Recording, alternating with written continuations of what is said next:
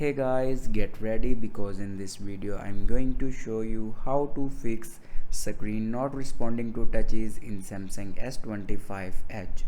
So before watching this video, don't forget to subscribe the channel and also press the bell icon.